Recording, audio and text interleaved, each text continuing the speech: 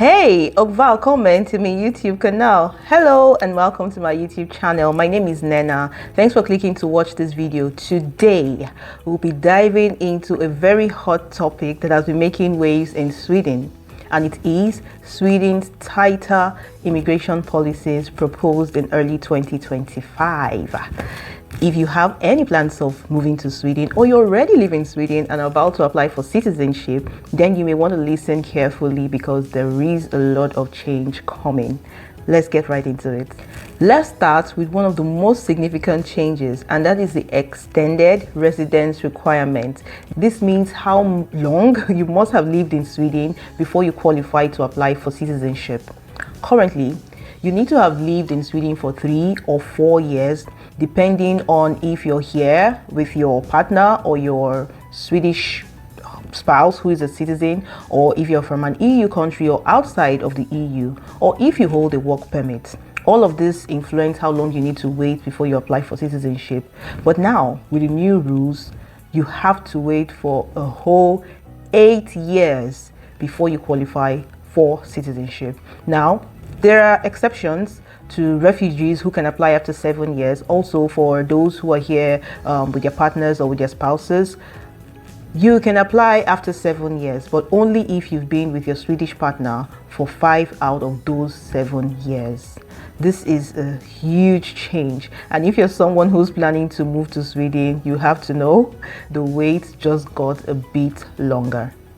A bit or a lot longer. Next up is a self-sufficiency requirement.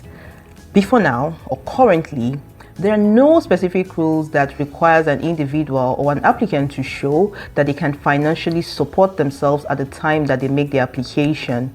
But with the new rules, you have to prove this. So you either should be earning a salary or earning income from your own business. The government stipulates how much you need to show or prove that you're able to support yourself financially. In addition to this, if you've been receiving financial or social benefits from the country for 6 months in the last 3 years, then you will not qualify for citizenship. What does this mean? Say we are in 2026 and you want to apply for citizenship. From 2023, I think, 3 years backwards, you shouldn't have gotten any social benefits for more than 6 months for you to qualify. Now, this is new, and this is still, I feel, is still a gray area. For example, I'm curious to know what happens to women who give birth, because in Sweden, you have a maternity leave of about 1 year where you do not work and then you're giving time to take care of your child. What happens to them? Does this mean that if you go on maternity leave 3 years prior to the time when you qualify, then you will not be qualified? That means couples then have to plan 3 years of citizenship. We are getting there, no kids for now. This is a lot to take in, a lot to think about. And as time unfolds, I'm sure there'll be more and more information and clarity to how this is going to play out. If you're enjoying this video so far, please like my video, subscribe to my channel. It only takes a second, and share with your friends if you think this will be useful information for them. Thank you. Now, here's an interesting one. Let's talk about the Swedish concept that's a bit tricky to explain in English, and it's called Hederligt. Hold up. Oh goodness. Hederligt Levnadssätt. Pardon my Swedish, I'm still learning, I'm getting better. And this essentially means that you need to have or have lived an upstanding life, or honest living, or honest lifestyle. Right now, applicants actually have to show or prove that they've lived a well-behaved life, avoiding any serious debt or any serious criminal conviction. But the new rules are tightening things up. An applicant's criminal history or record outside of Sweden may even be considered. So if you have any legal issues or unpaid debts outside of Sweden, these may also affect or impact your chances of applying for a Swedish citizenship. What's more, the period that you wait after conviction or a criminal conviction will be increased before you apply for a citizenship. Let me explain. Currently, it's already in the law that if you're convicted of a criminal offense or if you have a fine for bad behavior, depending on how severe that is, you have to wait. There's a stipulated time that you have to wait after that is sorted, or your conviction or whatever, before you apply for a permit. Now, while those periods already exist, there is a proposal that these periods will be extended even further. There are no figures given yet, but just for our information, this means that you need to stay away from trouble if you have any plans of becoming a Swedish citizen. Another major change is the language and knowledge requirements. Currently, these requirements do not exist where you have to take a test for the Swedish language or some civic test, but with the new proposal that will come into effect, you need to show that you have excellent or good Swedish language skills. You need to show that you understand the Swedish culture. You need to show that you understand the Swedish history and social life. Interesting update, even in addition to all of this, is the fact that you also need to know a bit about the roles of the media, about child rights.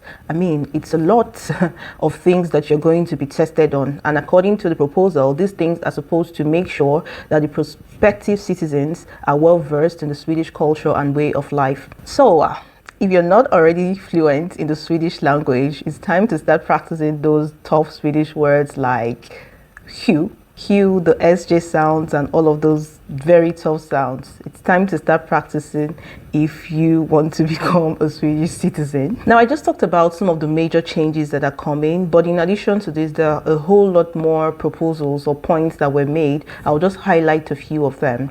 One of them is the fact that the application fee is going to be about double of what it currently is. So currently, when you apply, you pay 1,900 Swedish crowns, but now you're going to be paying 2,900 Swedish crowns for adults.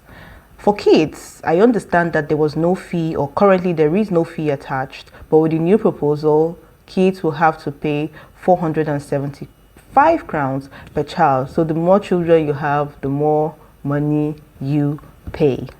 So when is all of this going to come into effect? From my videos, you've heard me use the word proposals and proposals. It means that these things have not been passed into law yet. They are not active. They are not actionable yet. According to the proposals, they are suggesting June 2026. But from certain indications, it is possible that the Swedish government may implement this or pass this into law sooner than the proposed date.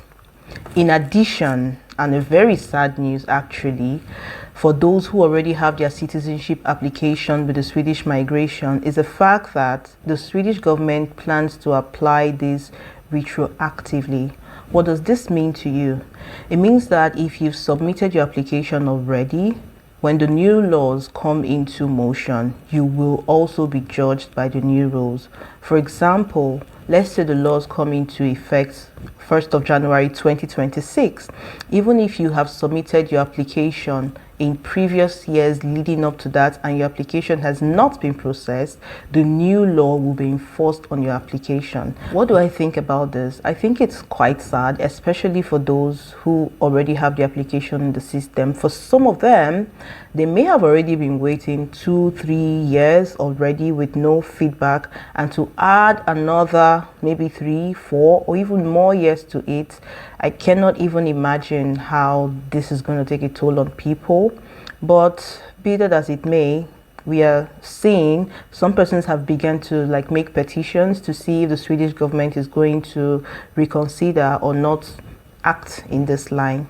In this video, we've broken down everything you need to know about the new Swedish citizenship laws, but who is going to be affected the most?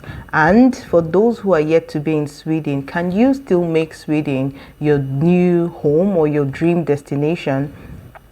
Well, I think that, like I just stated, it is those who have their applications in the system already that will be mostly affected if this is applied retroactively. Also, those that are very close to getting their citizenship, because it means they have to wait for extra 3 to 5 years, and this is going to be a tough wait because you've had your mind set on this, waiting for this long, only for you to be told that you have to wait for an extra 3 years or even more. And the truth is, nobody is even sure of what else is going to change change, what new law is going to come up in this period of their wait. So it's a lot of uncertainty, and to be honest, it's not a very good place to be. But however, if you're not yet in Sweden and then this is new to you, this is what it is to you, it's not a change, then it will be easier for you to plan and adopt. So you're coming with the mindset that this is how long you have to wait to get a citizenship in Sweden, and then you can plan, you can prepare your mind and know what to expect. And to be honest, I don't think that it's a very long wait. Some EU countries have that long. They wait for 8 years, some even 10 years, some 5 years. Germany recently reduced theirs from 8 years to 5 years, but Sweden is going the other way, increasing from 5 years to 8 years.